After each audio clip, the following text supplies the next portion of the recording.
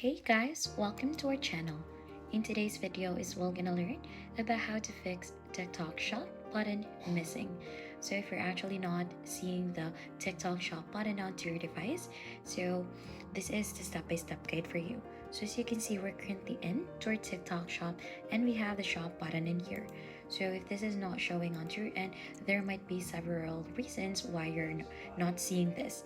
So one of the possible reasons for this is that you may not meet the minimum requirements necessary to apply for open a TikTok shop. So if you head onto your profile and click onto the three horizontal lines here onto the creator tools, and if you head onto the TikTok shop, you should be able to see in there the different requirements onto opening a TikTok shop. So as of the moment, I'm currently into a TikTok shop already, so that is why I don't have to go over through the requirements. But the requirements for this one in here is just you need to have over 1,000 followers and being at least 18 years old. So if you have meet those requirements, then TikTok shop will be available for you.